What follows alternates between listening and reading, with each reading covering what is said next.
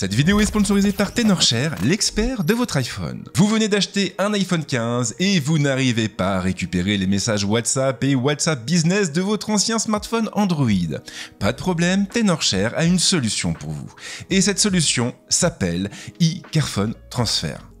Cet outil va en effet vous permettre de transférer les messages, photos ou vidéos reçus sur WhatsApp d'Android vers iOS ou même d'iOS vers Android et d'en conserver une copie sur votre PC ou votre Mac, et tout ça en quelques clics. Côté prix, vous avez le choix entre 3 formules. Attention en revanche, car ces prix sont uniquement valables pour une courte durée. Il va donc falloir faire vite.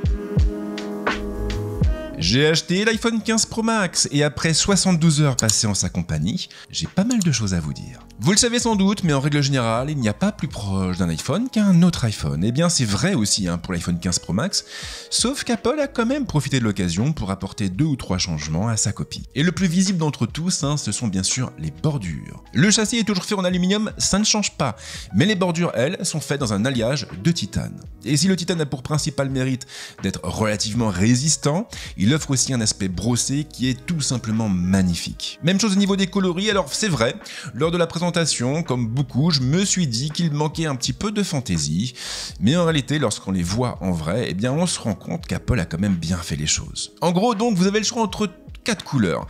Vous avez le gris titane, vous avez le blanc titane, vous avez le bleu titane et vous avez le titane naturel qui est précisément le modèle que j'ai choisi. Et franchement, je ne regrette pas, pour moi, c'est juste un réel banger.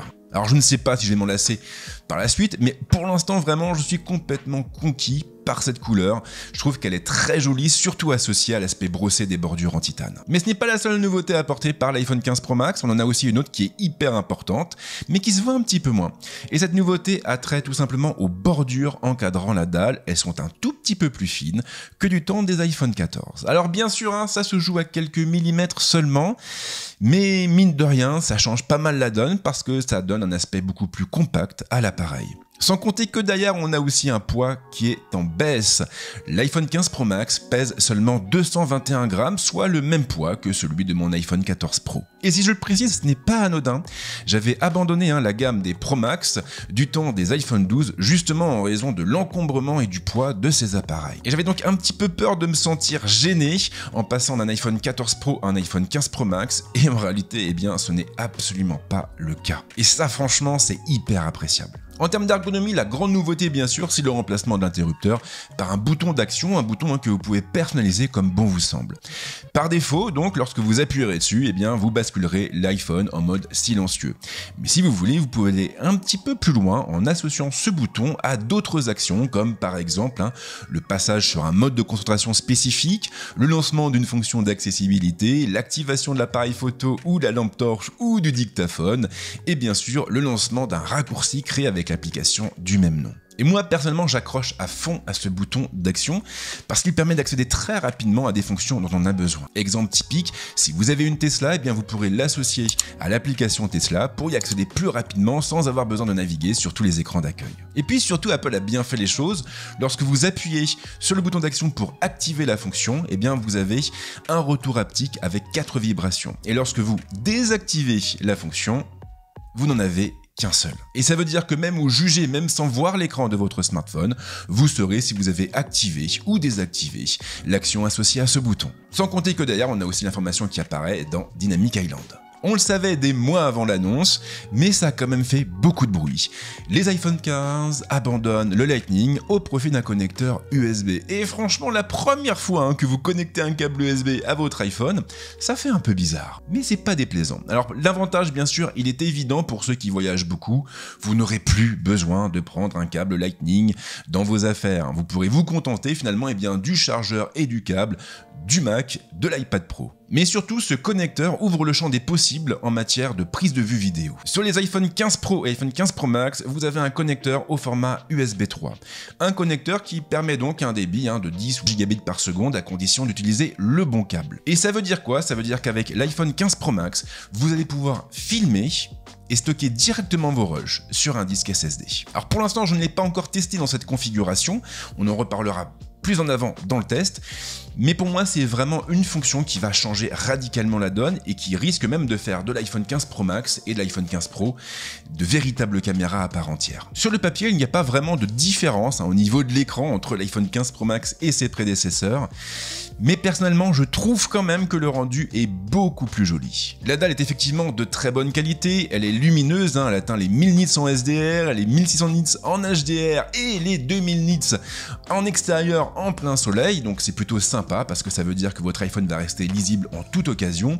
Et puis bien sûr, on a toutes les technos habituelles et notamment le ProMotion, un ProMotion qui fait cruellement défaut au modèle de base. Alors bien sûr, tout le monde n'aura pas forcément l'utilité du ProMotion, tout le monde n'aura pas forcément besoin d'un écran qui peut monter à 120 Hz, mais si vous jouez à des jeux rapides, clairement ça change complètement la donne. Le rendu colorimétrique est aussi très propre, j'ai déjà eu l'occasion de regarder quelques photos, quelques vidéos sur l'iPhone 15 Pro Max et je trouve vraiment que ça tape dans le mille. Mais surtout pour moi la vraie différence vient de la diagonale. Alors bien sûr, si vous venez d'un iPhone 14 Pro Max, vous ne verrez pas de réelle différence, mais après un an passé sur un iPhone 14 Pro qui embarque un écran de 6,1 pouces, eh bien je peux vous dire que les 6,7 pouces ne sont pas de trop. Ils ne sont pas de trop, mais malheureusement, je trouve toujours qu'ils sont sous-exploités par Apple. Car oui, je fais partie de ceux qui attendent un vrai mode multifenêtré sur iPhone. J'espérais d'ailleurs que cette fonction soit intégrée à iOS 17, mais malheureusement, pour l'instant, ce n'est pas le cas. Vous le savez, mais l'iPhone 15 Pro et l'iPhone 15 Pro Max sont tous les deux propulsés par une nouvelle puce, à savoir une puce A17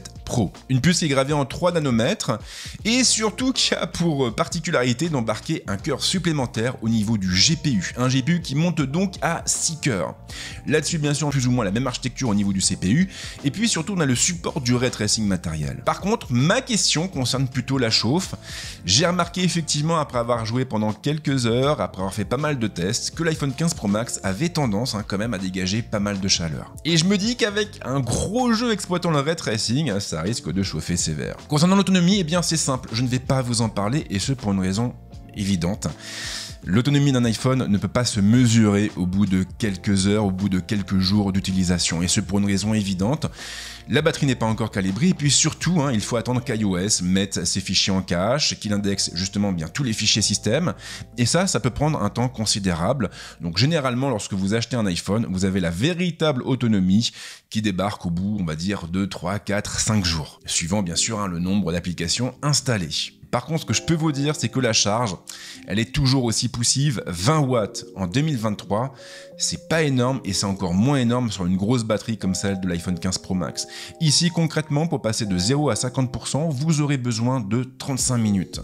Et quand vous êtes un petit peu dans le speed, quand vous avez oublié de charger votre smartphone avant d'aller au boulot, avant de partir en cours, eh bien clairement, 35 minutes à attendre pour retrouver 50% de capacité, ça fait un petit peu mal. Surtout quand on sait que côté Android, vous avez des smartphones qui peuvent charger complètement en 35 minutes, justement. Et parfois même en moins de 30 minutes. Et le moment, bien sûr, est venu de parler de la photo et de la vidéo, et là, j'ai énormément de choses à vous dire maintenant, mais j'aurai surtout énormément de choses à vous dire dans les semaines qui viennent, à un point tel que je pense réaliser en fait un test photo vidéo de l'iPhone, en plus du test normal. Dites-moi si ça peut vous intéresser, mais je pense vraiment qu'à notre ère, en 2023 et avec toutes les fonctions apportées aux nouveaux iPhones, ça peut valoir le coup justement de se focaliser uniquement sur ce volet. Donc au niveau technique, je le rappelle, sur le grand angle, nous avons un capteur de 48 millions de pixels avec une optique qui ouvre à 1.78. Ce qui est bizarre, c'est que ce capteur avait été présenté comme nouveau par Apple lors du keynote et en réalité, d'après les specs, il semblerait que ce soit exactement le même que celui qui était déjà présent à bord des iPhone 14 Pro et iPhone 14 Pro Max. Ce serait donc le capteur de 48 millions de pixels des iPhone 15 et iPhone 15 Plus qui serait différent et qui serait surtout un petit peu plus petit que celui que l'on trouve donc sur la gamme Pro. Maintenant, on a quand même quelques nouveautés qui sont intéressantes et je pense que la première, c'est la définition. On a toujours un mode 12 millions de pixels comme c'était le cas avant sur les iPhone 14 Pro, mais on pourra aussi monter sur une définition en 24 millions de pixels.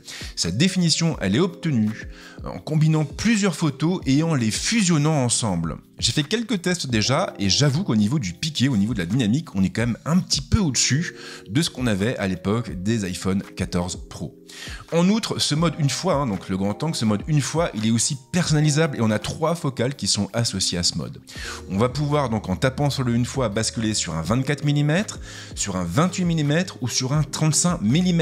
Et on a toujours le mode x2 qui équivaut à un 48 mm. On se rapproche donc des 50 mm et cette focale, je le rappelle, c'est celle qui se rapproche le plus de l'œil humain. Donc pourquoi c'est intéressant? Parce qu'avec un capteur, avec une optique, on va avoir accès en fait à 4 focales différentes. L'ultra grand angle, eh bien pas de changement, on a toujours un capteur de 12 millions de pixels avec une optique qui ouvre à 2.2 et c'est exactement le même capteur et les mêmes optiques que ceux qui étaient présents à bord des iPhone 14 Pro. Le mode macro bien sûr est toujours aussi présent. La vraie nouveauté sur l'iPhone 15 Pro Max vient du téléobjectif. Ici on a toujours un capteur de 12 millions de pixels, toujours une optique qui ouvre à 2.8 en continu, mais on a un zoom optique 5 fois grâce à ce que Apple appelle une lentille tétraprisme. En gros donc, lorsque la lumière va arriver dans l'optique, elle va rebondir 4 fois avant de toucher le capteur, ce qui permet du même coup à l'iPhone 15 Pro Max de proposer une focale équivalente à un 120 mm. Alors tout ça c'est super, mais parlons un peu de pratique. Alors justement, j'ai pas mal shooté durant le week-end et sincèrement je suis assez emballé. Alors déjà au niveau de la flexibilité, comme je le disais, en tout, on a 7 focales différentes. Et ça, vraiment, c'est bluffant. J'avais jamais vu ça sur un iPhone. Et on prend vraiment plaisir à essayer différentes compositions. Donc ça permet aussi en même temps d'éduquer son œil. La qualité, elle est clairement au rendez-vous. Alors pour l'instant, je manque encore un peu de recul, bien sûr. Mais on a beaucoup de piqué, vraiment c'est sidérant sur des photos de paysage. La colorimétrie elle ne change pas quelle que soit la focale utilisée, alors bien sûr les couleurs tirent toujours un petit peu sur les teintes chaudes, mais le résultat est vraiment valable et puis ça donne beaucoup de personnalité au cliché. La mise au point est rapide, j'ai pas vu d'erreur particulière et puis surtout on a une meilleure gestion des flares, une meilleure gestion justement de l'éblouissement et ça veut dire que les lumières, les lampadaires auront un meilleur rendu que sur les iPhones de l'année dernière. Et puis on a des fonctions qui sont quand même bien pensées et celle qui me vient en tête bien sûr c'est toutes les nouveautés, ce sont toutes les nouveautés concernant le mode portrait et ce pour une raison évidente, vous n'avez plus besoin d'activer le mode portrait pour en profiter. En gros donc si vous prenez une photo normale, donc avec le mode de prise de vue de base, et que vous allez ensuite dans photo et que vous modifiez la photo, vous pourrez activer le mode portrait, changer la mise au point, gérer la quantité de flou, gérer le bokeh donc, et finalement reprendre votre photo après coup et transformer une photo normale en une photo en mode portrait. Et ça pour moi c'est vraiment hyper bluffant et ça permet finalement de redévelopper un peu plus sa photo après coup. Concernant la vidéo, je manque encore de recul, mais il y a quand même une nouveauté qui moi me fait complètement succomber et c'est bien sûr l'arrivée d'un format ProRes Log. Alors pourquoi? Parce que le ProRes Log permet de filmer dans une gamme dynamique encore plus étendue. En gros, vous allez récupérer encore plus d'informations, que ce soit dans les ombres ou des hautes lumières, et tout ça en supprimant toutes les informations colorimétriques. Donc concrètement, lorsque vous filmez dans ce mode, à la sortie, vous aurez une image un peu terne, un peu désaturée, très grise, et qui est évidemment inexploitable dans cet état, mais en l'important dans un logiciel de montage comme Final Cut, comme Premiere Pro, comme DaVinci Resolve, là vous allez pouvoir tout simplement recréer la colorimétrie, vous allez pouvoir lui appliquer des LUT par exemple si vous ne maîtrisez pas trop le sujet, mais vous allez aussi pouvoir repenser, réétalonner complètement l'image pour avoir les couleurs que vous voulez. Et ça donne énormément de flexibilité et puis ça va surtout vous permettre en fait de créer une image unique et de faire briller votre sens artistique. Alors bien sûr, Madame Michu n'aura pas besoin de toutes ces fonctions, mais c'est pas vraiment un problème parce que les iPhone 15 Pro ne visent pas cette cible-là.